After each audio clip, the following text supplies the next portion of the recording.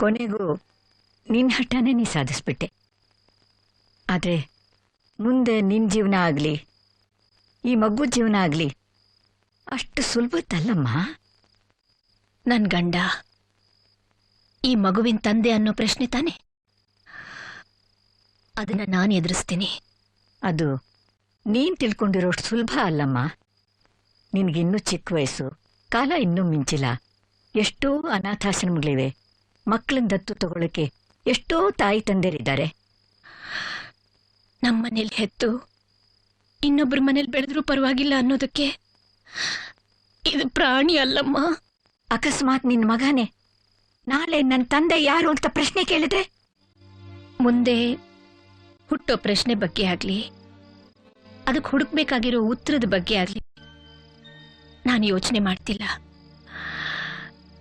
ನನ್ನ ಆಲೋಚನೆ ಏನಿದ್ರು ಇವನಿಗೆ ಒಂದೊಳ್ಳೆ ಭವಿಷ್ಯ ರೂಪಿಸ್ಬೇಕು ಅಂತ ಅಷ್ಟೇ. ಹುಡುಗನ ಹೆಸರೇನಮ್ಮ? ಹರಿ. ತಂದೆ ಹೆಸರೇನಮ್ಮ?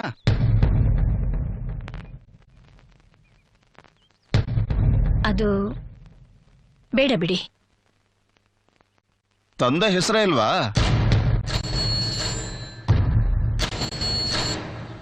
ಹರಿ, ಯಾರು ಏನ್ ಹೇಳಿದ್ರು ಕಿವಿ ಮೇಲೆ ಹಾಕೋಬಾರ್ದು. ಚೆನ್ನಾಗಿ ಓದ್ಬೇಕು, ಒಳ್ಳೆ ಹೆಸರು ತಗೋಬೇಕು.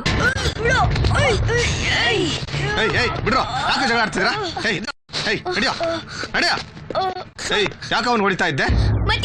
ನನ್ನ ಅಪ್ಪ ಗೊತ್ತಿಲ್ಲದೆ ಇರೋನು ಅನ್ಬೇಕು.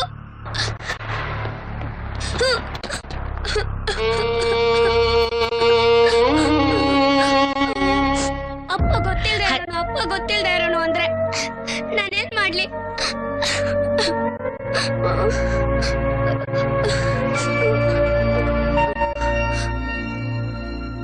ಬೇಡ ಬೇಡ.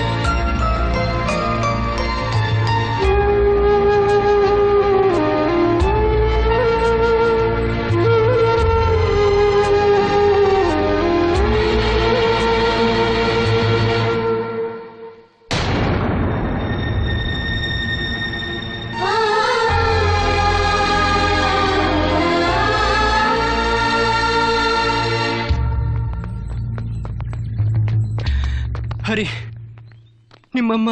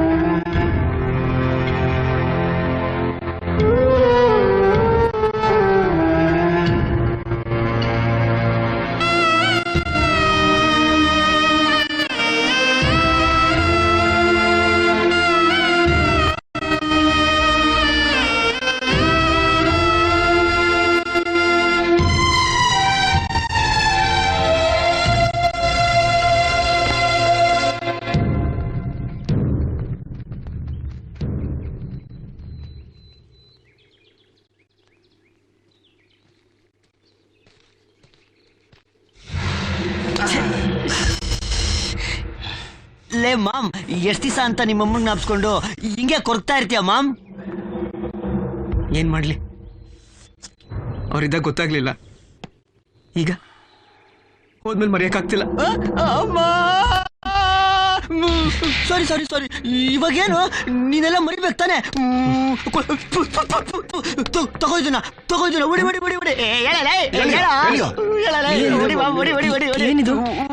ಸಿಗರೇಟ್ ಮಾಮ್, ಎಳಿ ಎಳಿ ಎಳಿ ಎಳಿ, ದಬಾಯ್ತು ದಬಾಯ್ತು ದಬಾಯ್ತು.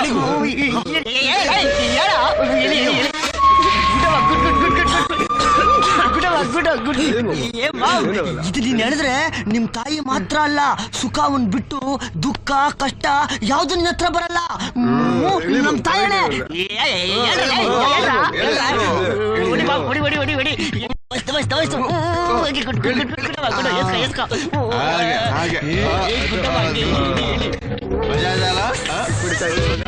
ಮಜಾ ಇದೆಯಲ್ಲ?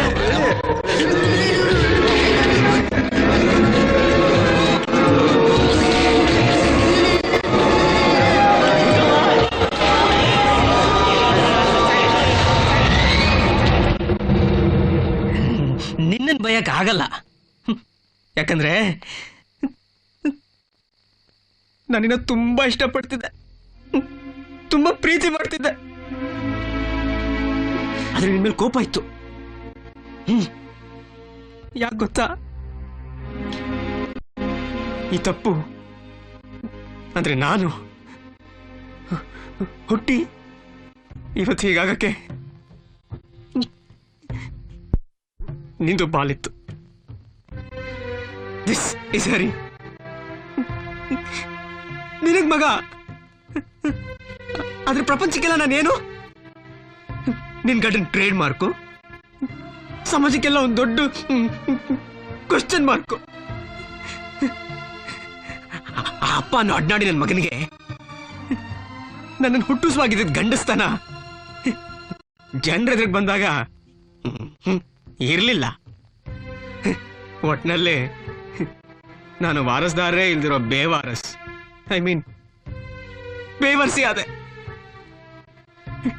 ಇದನ್ನೆಲ್ಲ ಮರಿಬೇಕು ಅಂತ ಎಷ್ಟೋ ಪ್ರಯತ್ನ ಪಟ್ಟೆ, ಆಗ್ಲಿಲ್ಲ. ಆದ್ರೆ ಇದು ಈ ಗಾಂಜ ನನ್ನ ಕೈಗೆ ಸಿಕ್ಕಿದಿದ್ರೆ ನಾನು ಅವತ್ತೇ ಎಲ್ಲ ಮರ್ತು ಬಿಡ್ತಿದ್ದೆ. जीना यहाँ मरना यहाँ इसके सिवा जाना कहाँ. ಹರಿ,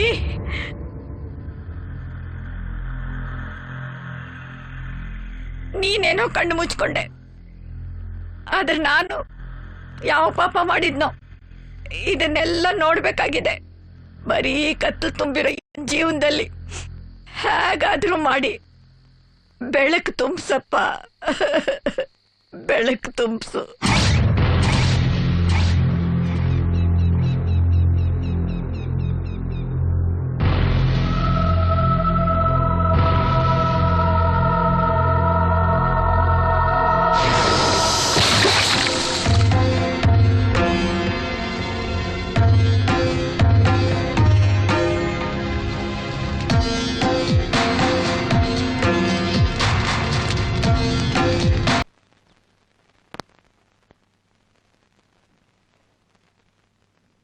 Who is the father of science? Hari. Hari Hari Hari. Hari. Who is the father of science? ಗೊತ್ತಿಲ್ಲ. ಹೋಗಿ ಹೋಗಿ ನಿನ್ನ ಕೇಳ್ತಾ ಇದ್ದೀನಲ್ಲ, ನಿನ್ನ ಫಾದರ್ ಹೆಸರೇ ನಿನಗೆ ಗೊತ್ತಿಲ್ಲ. ಇನ್ನ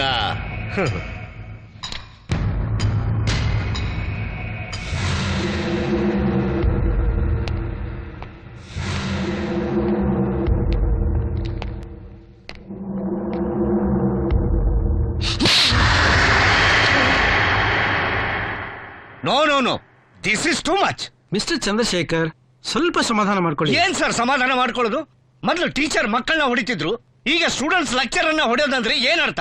ಸಾರ್ ಇವತ್ತು ನನಗೆ ಹೊಡೆದವನು ನಾಳೆ ನಿಮಗೆ ಹೊಡಿದೇ ಇರ್ತಾನ? ಆ ಹುಡುಗನ್ನ ಮೊದಲು ಕಾಲೇಜಿಂದ ರೆಸ್ಟಿಗೇಟ್ ಮಾಡಿ ಸರ್. I am sorry. ಅಂದ್ರೆ ನೀವು ಆ ಹುಡುಗನಿಗೆ ಸಪೋರ್ಟ್ ಮಾಡ್ತಾ ಇದ್ದೀರಾ? ನೋ ನೋ, ನಾನು ಹಾಗೆ ಹೇಳಲಿಲ್ಲ ರೀ. ಯಾವ ಸ್ಟೂಡೆಂಟ್ನು ಕಾಲೇಜಿಂದ ರೆಸ್ಟಿಕೇಟ್ ಮಾಡೋದಕ್ಕೆ ಮ್ಯಾನೇಜ್ಮೆಂಟ್ ನಮಗೆ ಪರ್ಮಿಷನ್ ಕೊಟ್ಟಿಲ್ಲ. ಹಾಗಾದ್ರೆ ಅವ್ರನ್ನ ಬರಕ್ ಹೇಳಿ. ಅಲ್ಲಿವರೆಗೂ ನಾವು ಯಾರು ಕ್ಲಾಸ್ ತಗೊಳ್ಳೋದಿಲ್ಲ. ಏನಂತೀರಾ? ಹೌದು ಸರ್. ಆತರ ಪಡಬೇಡಿ. ನಾನು ಈಗಾಗಲೇ ವಿಷಯನ ತಿಳಿಸಿದ್ದೀನಿ. Mister Rishi is on his way.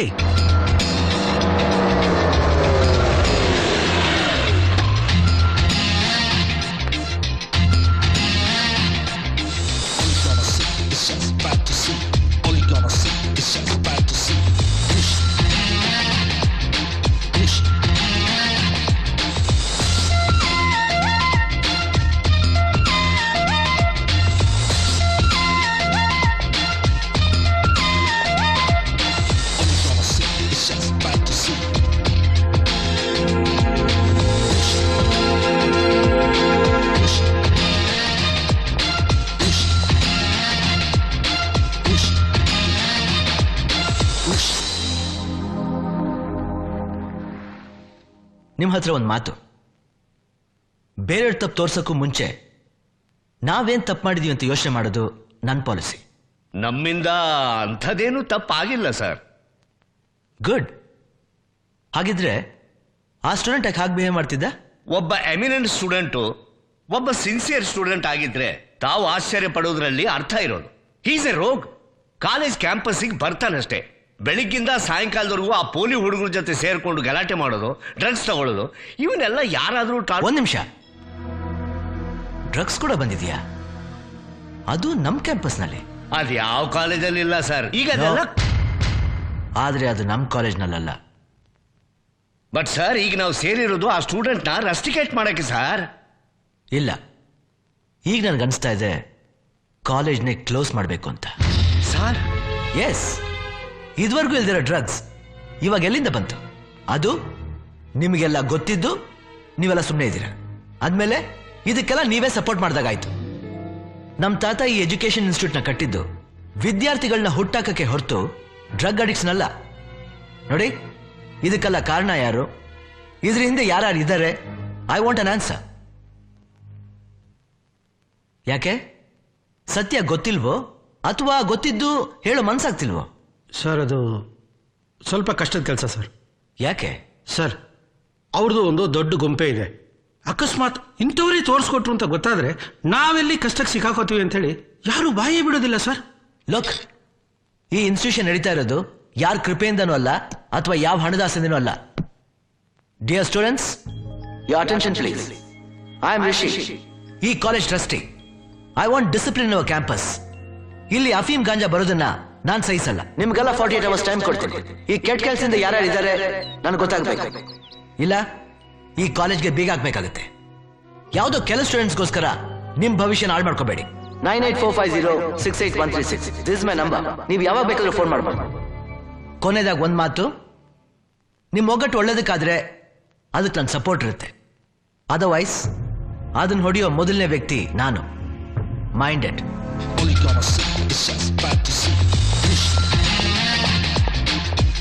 ಅದ್ ಸರಿ, ನಾವಿಲ್ಲಿ ಸೇರಿದ ಉದ್ದೇಶನೇ ಬೇರೆ, ಆದ್ರೆ ಇಲ್ಲಿ ನಡೆದದ್ದೇ ಬೇರೆ.